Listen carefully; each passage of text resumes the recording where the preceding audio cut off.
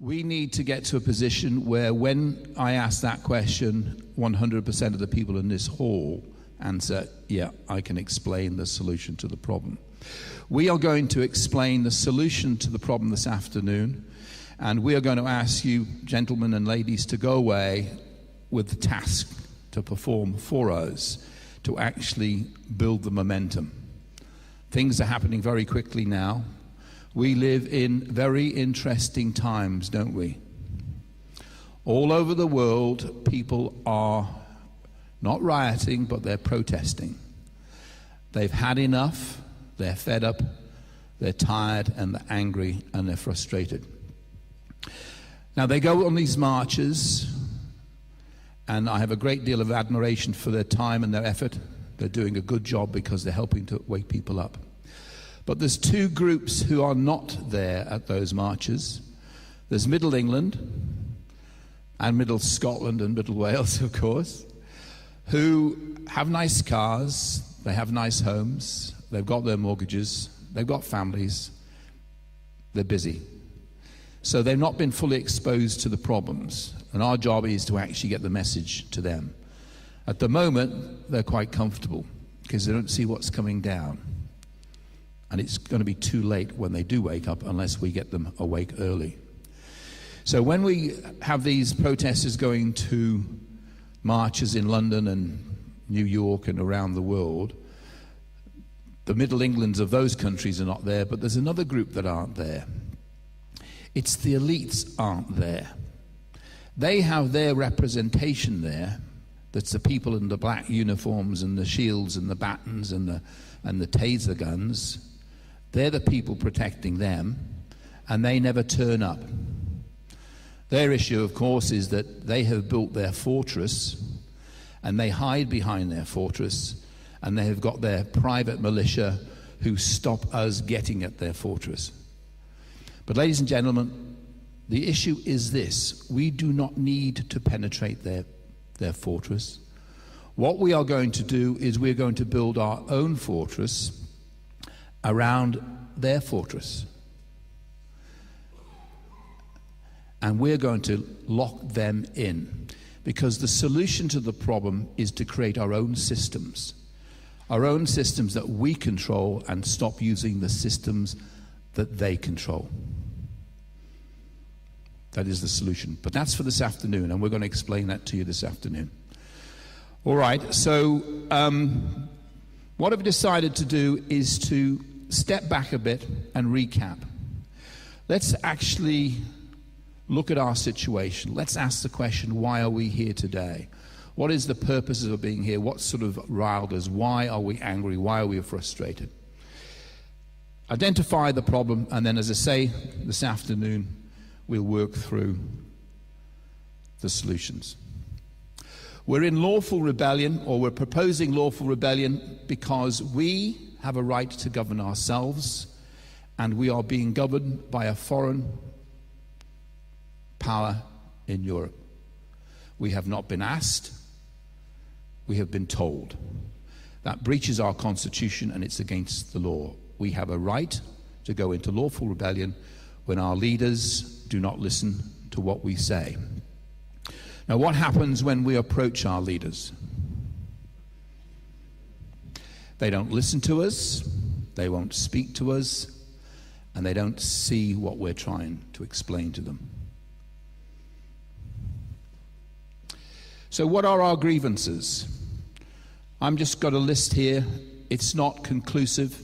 It's just a small sample of the issues that we're dealing with. Here are some very uncomfortable truths. The United Kingdom has been split up into regions. We have the European Union now, which is implementing its control of our lives through regions. Scotland is virtually broken up now. With the 2001 Allodial Act for Scotland, the land is no longer under the Crown. So Scotland, for all intents and purposes, is an independent country.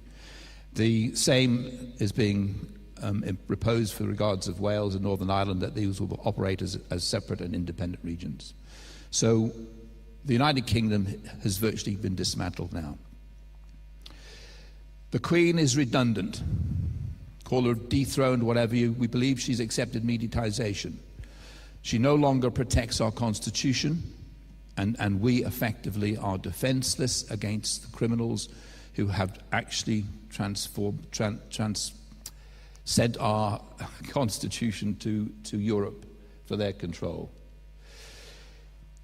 The betrayal is in Parliament. It is our parliamentarians who have betrayed us.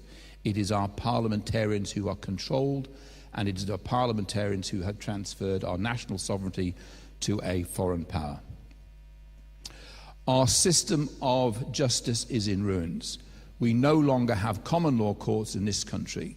Common law courts are what protects us from tyranny. The education system has been an exercise in social engineering, and our children have reading abilities, maths abilities, far below what they used to be. And I don't care, all of these students are coming out with A stars. They're not a scratch on the education that they used to be. I know because I've seen somebody in a retail shop add 7 and 7 on a computer or on a calculator. Entertainment, or what goes as entertainment, is in fact propaganda. Our children are being brainwashed. Other examples, our once powerful Navy has been decimated. It's a joke. Our air defense depleted and grounded. Our armed forces fighting terrorists? I don't think so. It's strange, isn't it, that the poppy fields in Afghanistan are booming away. There's been a massive increase in the production of drugs since our supposed NATO powers took control there. And of course, we all know with Iraq what the story is. It's about oil, isn't it? The Bank of England forecast more doom and gloom. Gordon Brown said no more boom and bust, right? There was no more boom, I think he meant. It was all going to be doom, gloom, and bust. Our political leaders are untrustworthy. Who in this room believes what the politicians say? Not a single hand. That's absolutely disgraceful that we cannot trust the people who are supposed to be looking after our affairs. They are liars. This man is responsible, with his good friend Bush, for the deaths of over 1 million innocent people. He is a criminal. We will see this man in jail.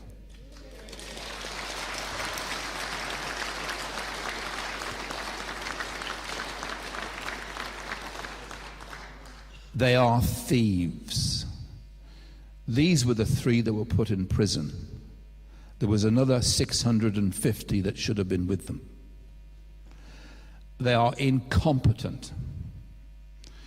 John Major signed the Maastricht Treaty and committed us to the Stability Pact, which is why we are responsible for billions and billions of taxpayers' money to bail out a sinking ship.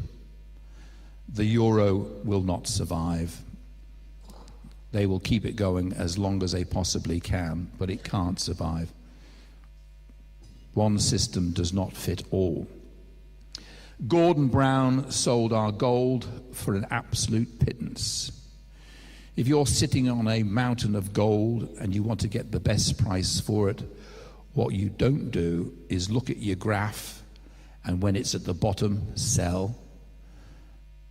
And you certainly don't make an announcement to the world. This man was the worst chancellor this country has ever had by a long chalk. They are traitors. How unheard. I think Margaret Thatcher worked out what was going on. She's not perfect, but I think she had some right ideas. I think the wrong ideas was she was closing down our workplace, our manufacturing. I think she made a massive mistake there. But on the issue of Europe, she was right. These two people instigated, if you like, a rebellion against her. They stabbed her in the back because these people are traitors, they're Europhiles. This is the biggest traitor of them all. He signed the European Communities Act and sold Britain down the river. He was responsible for decimating the fishing industry. Our fishermen, the Scottish fishermen, and this applies across the board. The fishermen around the country lost their jobs on the back of Edward Heath, the traitor.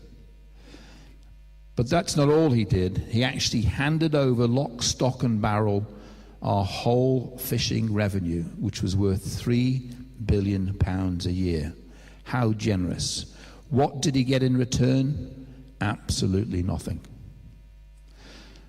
Our farmers are in despair. Our small farmers who used to feed us, they can no longer feed us totally. Driven to bankruptcy and to suicides.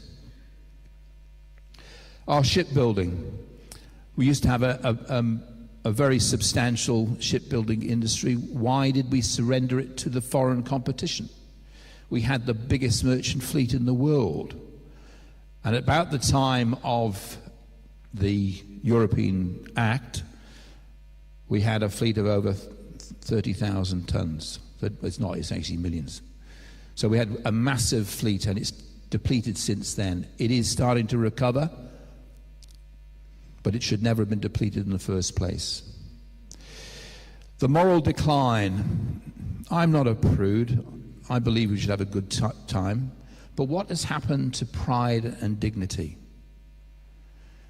Where are the reasonable limits? They seem to have lost the balance between having a good time and behaving in such a disgraceful way that I wouldn't want to be a father of any of these children. There is no respect. This is a young man peeing on a memorial. I don't care if he's drunk. Even drunk, you do not do something as despicable as that. And he shouldn't be drunk in the street, should he? Drug taking is being glamorized by celebrities. I don't care if you take drugs in your own home, but don't put these people on a pedestal and glamorize it, because that's where the youth are getting the wrong ideas from. This is being promoted. We've also got a new normality that's being pushed in our face. Again, I don't have any problems with people's behavior or their particular leanings, but behind closed doors. I don't expect my wife and I to be in the middle of the town hall or the main street kissing and cuddling. Where's the discretion? Where's the courtesy to other people? Crudity and bad taste, the new acceptable humor. This was just last week in Jonathan Ross's. This man takes things to depths. Is David Williamson, who on national television exposed his rear end, an invitation to Jonathan Ross on national television. That is a disgrace. But people are finding it very funny these days. And then on the 17th of October in the Daily Mail, I read this. You would not believe it. 50,000 parents are given £100 vouchers to learn how to raise a child in an attempt to halt the moral decline. It's in their faces. They are doing it. What are they talking about? You wouldn't read about it, would you? This is sex education for 5-year-olds. This is what our schools are teaching our children. The decision has been taken away from parents. The state is now dictating how our children will be educated. And the state is deciding that we are going to start teaching our children as young as 5 about masturbation, about orgasms, about erections, about prostitution, about homosexuality and about how their parents are having sex at 5 years of age. What's wrong with Lego? Immigration. England is now one of the most crowded countries in Europe, and probably around the world it's one of the most crowded as well. No government for the last several decades has made any attempt to control immigration. And fundamentally, that's wrong. There's nothing wrong with immigration. There's everything wrong with uncontrolled immigration. Because we are a crowded nation, but also our infrastructure is not right. We don't have sufficient money going into our schools, our hospitals, and our housing. This is bad management. The congestion is out of control. We're not building motorways, we're closing them down. And as I said, if we're going to have a controlled immigration, we would also have a proper policy with regards to the infrastructure. How often have we seen this on our way to work? It's appalling. Chaos. The net result of all this chaos, the overcrowding, and the bad management is that we, the long-suffering taxpayer, pay more and get less. Bad management. And then there are these. Not a subject that everyone talks about. I'm a master mariner by profession. That's ship's captain, if those are not familiar with that.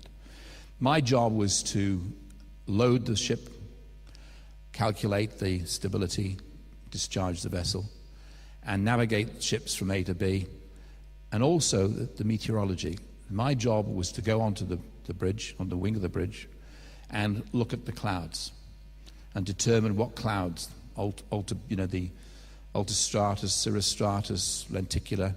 I can't even remember the names of all of them, but I remember what I've seen. And in all my years on the bridge of a ship, I've never seen anything like that. And they've tested them.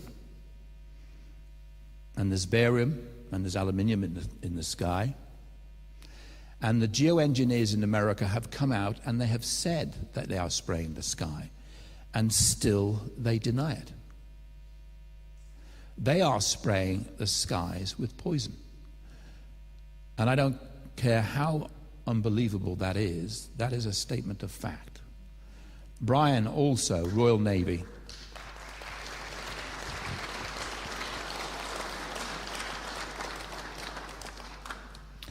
Also Royal Navy. Also probably, you had your head in the clouds, didn't you, Brian? Same experience. We look in the sky now and we see something that we've never seen before. Political correctness. These are two of the worst I've seen. When I read this, the phrase singing from the same hymn sheet would offend Christians. I just couldn't believe it.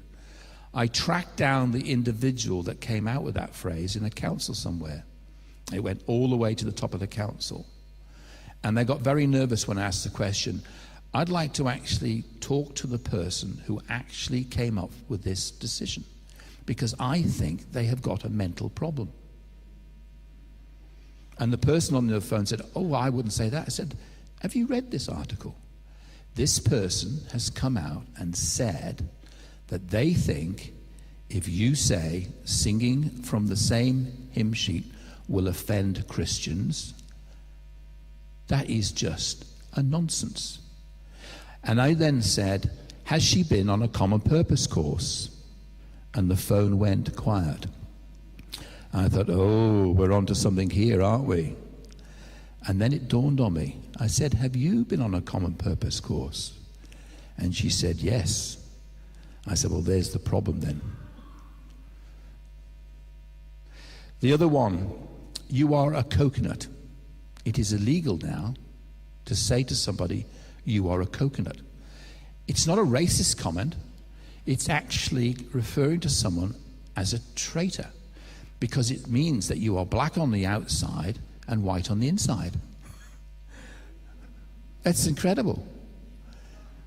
Tony Blair, you are a coconut. Gordon Brown, you are a coconut.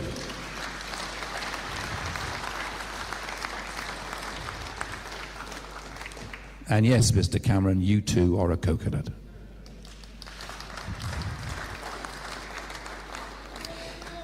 Evening all. Warwickshire police chiefs have been told not to use the terminology, or the police have been told not to use the expression evening all, because evening has been deemed by bosses as a subjective term, which does not necessarily mean the same across cultures and nationalities. Well, I'd like to meet the cultures and the nationalities who are having difficulty with me saying good evening or evening all. They are lunatics, aren't they? What's the bet they've been on a common purpose course?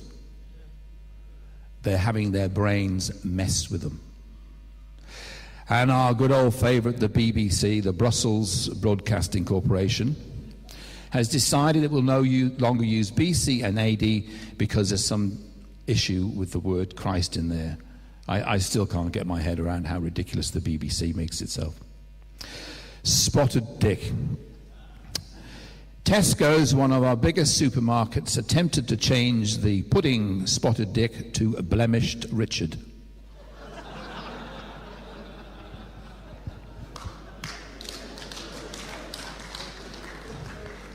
What are these people on? I would like some blemished Richard and custard. Flintshire County Council, they must have meetings about this, renamed the popular dish because canteen staff apparently got tired of the giggles and smutty comments made by diners. Well, my comment to the people at the Flintshire County Council is get a life and a sense of humour. Fairy tales are being messed with. We've got Snow White and the Seven Dwarfs because apparently the dwarf is not PC anymore. And of course, I'd like to remind them that the dwarves were the good guys. Rapunzel was considered too dark, and Little Red Riding Hood was criticized because Little Red Riding Hood was on her own in the woods. I thought this was supposed to demonstrate to little children why you don't walk on your own in the woods. Titles. This is from the European Union. Mrs. and Miss have been abandoned, as have Madam and Mademoiselle, and Frau and Fräulein, and Signora and Signorita. Also, they've decided that names like sportsman, statesman, fireman, headmasters, headmistresses, laymen, and manageress and mayoress are to be banned because they're not gender neutral. You just could not make it up. I know that our friend Harmon's got a problem there, but we move on.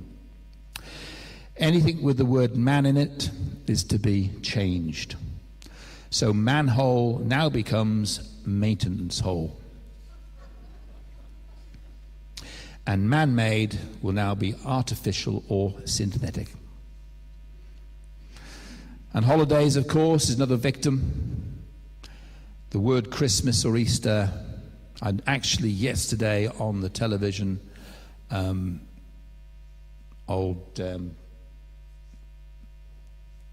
forgotten, the President of the United States of America, they are blank for you. He announced that the troops will be home for the holidays. It used to be home for Christmas, but now he's going to be home for the holidays, okay? Obama, yes, allegedly. I apologize, yeah. The mind doesn't work all the time, right. Nitty-gritty, of course, is a word that you're not allowed to use. I personally have been picked up for using the nitty-gritty. Let's get down to the nitty-gritty. You can't say that. Oh, yes, I can. And there's this one.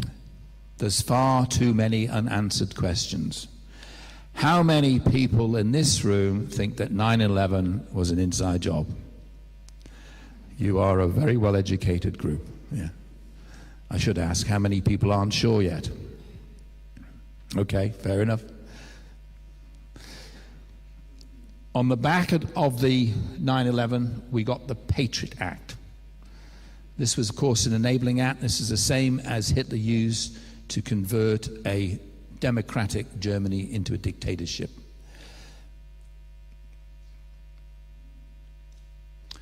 More unanswered questions about 7/7.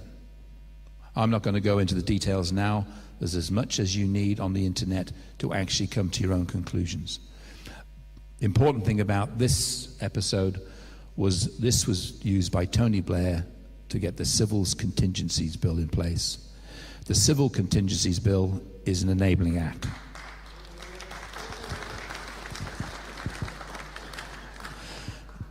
There's always something at the end of these events, and if nothing else, that leads me to be suspicious.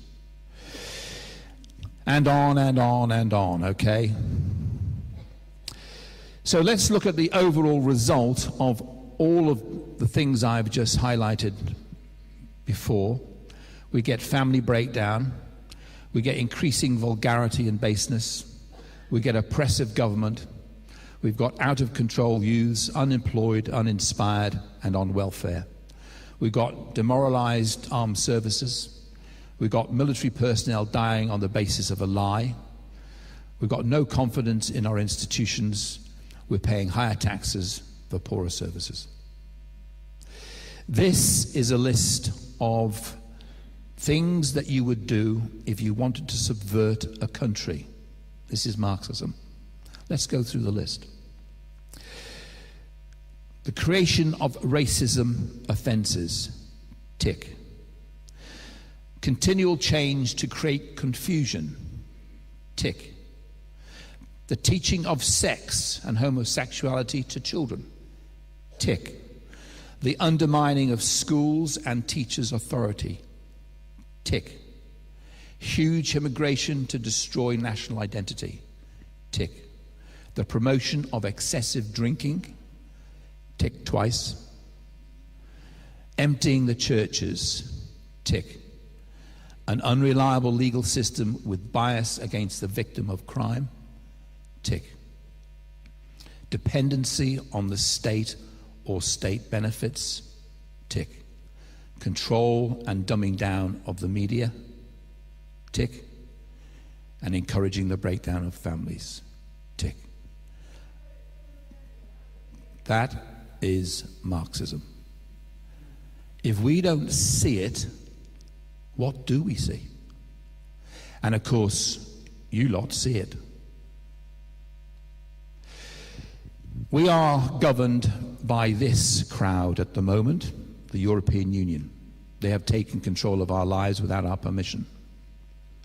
This is the future control, one world government, the United Nations.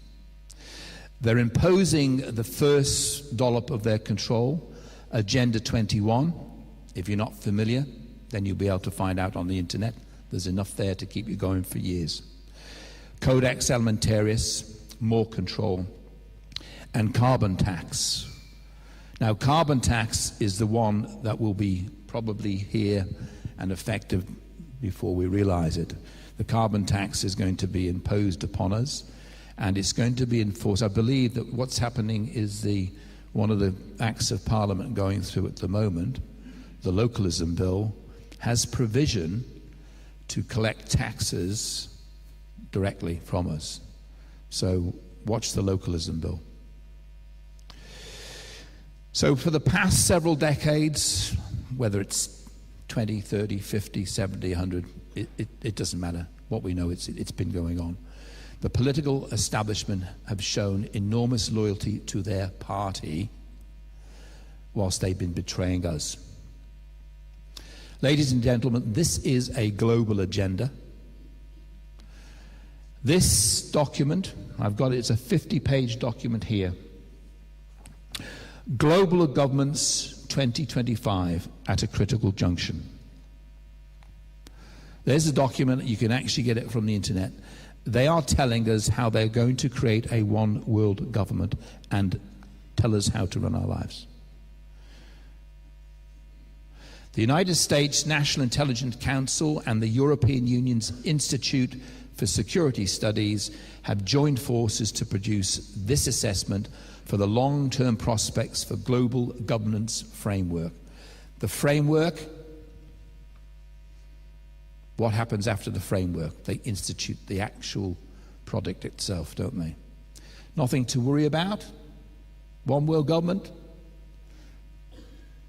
What's wrong with one world government? Peace, harmony, love. The clue is in the word one. It's a dictatorship. It's communism. Or as we probably prefer to identify it, it's corporate fascism. So what's our plan?